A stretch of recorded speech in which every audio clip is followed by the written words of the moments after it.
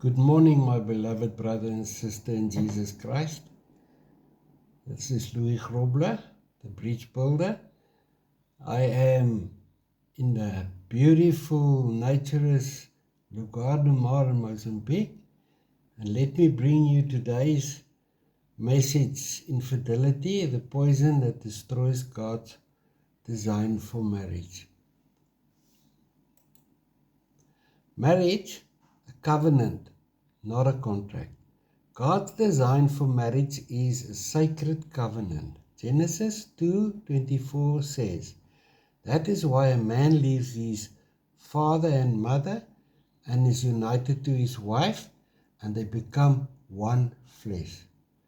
Infidelity is a spiritual poison that erodes this holy bond.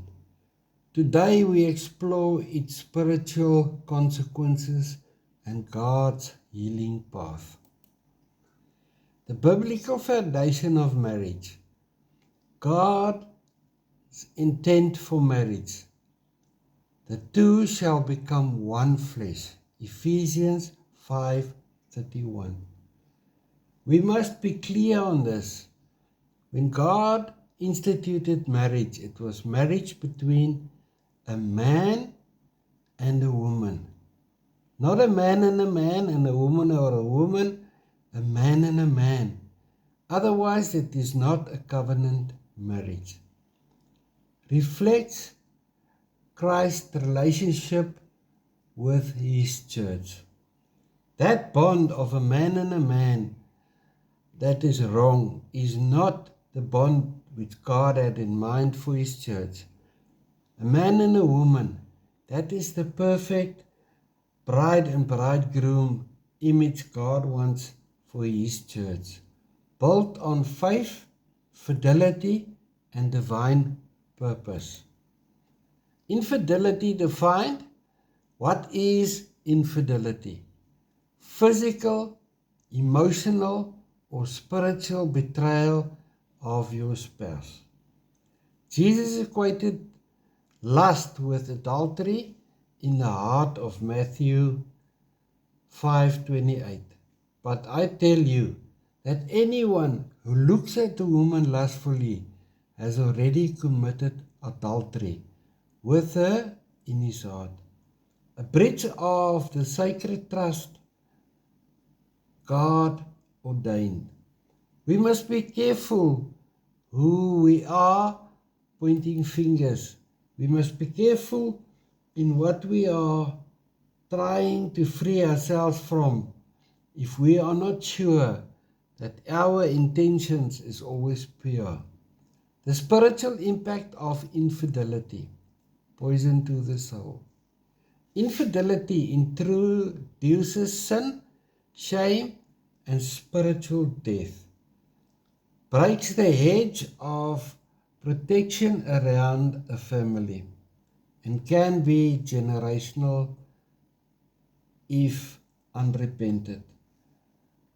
We must ask God, we must ask Holy Spirit to open our spiritual eyes to infidelity. We must ask every day for forgiveness, for looking around, for doing things that may be seen as infidelity. Let's look at mention some biblical examples. David and Bathsheba, lust led to death and tragedy. 2 Samuel 11.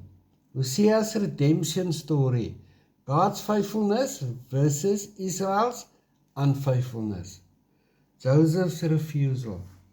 How can I do this great wickedness? Genesis 39:9. Cultural normalization. The world versus the word. Society romanticizes affairs and casual betrayal, but God calls us to holiness. 1 Thessalonians 4 verse 3-5. Marriage vows are eternal commitments. The damage infidelity causes: broken homes, broken hearts. Trust destroyed, intimacy severed, and children wounded. Those are the fruits of infidelity. It creates cycles of bitterness and spiritual warfare. It causes divorce, often follows, even among believers. That is tragic, my friends. The road to healing is there, but we have to prevent getting to a position where we require healing. We have to honor our vows. We have to work on it day for day. We cannot just expect our vows to stay intact and not get severed if we do not work on it day for day. The road to healing. God's grace redeems. If we confess 1 John 1:9, God will forgive. Repentance, Psalm 51. Forgiveness and restoration is in John 8:11. God can rebuild what sin has broken. Your marriage is a ministry, covenant with purpose. Marriage reflects God's heart and His gospel. Stay faithful as a testimony to others. Walk in obedience even when it hurts. A call to the church: uphold God's standards. Do not compromise. Teach and counsel couples in truth and love. Reject compromise. Embrace covenant. Pray for revival in marriage. People, this is the most important task that I see as my calling.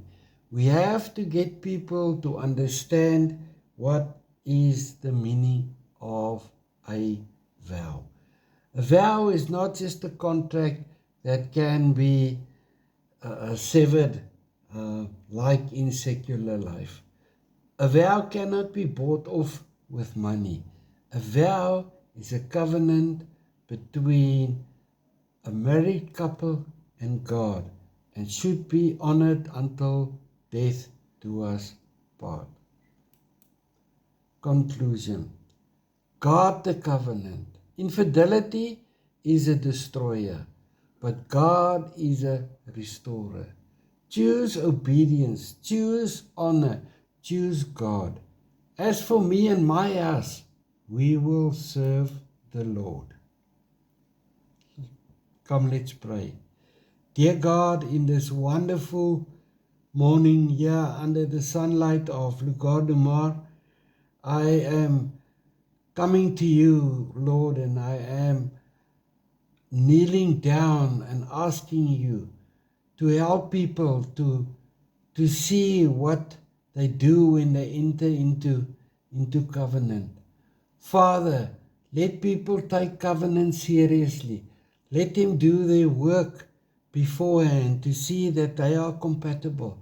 Let them go through whatever is required, that they can identify that this man and this woman is meant for each other, that they will work together towards a covenant standing before you. Yes, Lord, we know that if a covenant do fail, right, you are willing to forgive if we confess and we repent. Repent comes with real sorrow. We have to show, Lord, that we are seriously hurt to break a covenant. Father, but the fruits of a broken covenant is normally broken children, broken households, and strife and fighting. Lord, we ask you that you will get couples to see it seriously, that they are standing in a covenant between man, woman, and God.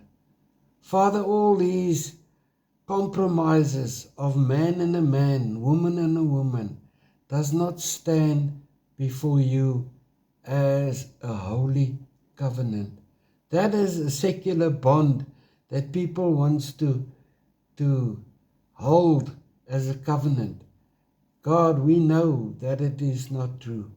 We ask you that you will open the eyes of churches who approve of secular bonds, and that they will step in and that they will show people that it is wrong. Father, in this afternoon, I pray honestly that you will prepare people's heart before they enter into a covenant, that they will see it not just as an easy way to come to man-made love.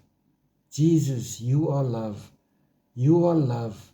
You are not that is formed or performed in between bed sheets. You are love in one's heart. Father, I pray to you that you will open people's eyes. I pray to you that you will open churches' eyes. I pray to you that you will get those who stand against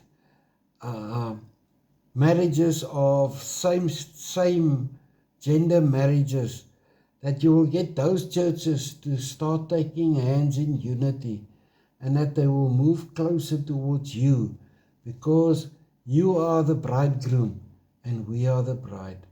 Father, in this day, I pray to you for mercy and grace. I pray to you that you will keep my eyes clear and that you will keep me focusing on you and you alone. I pray it in the name of Jesus Christ of Nazareth. Amen.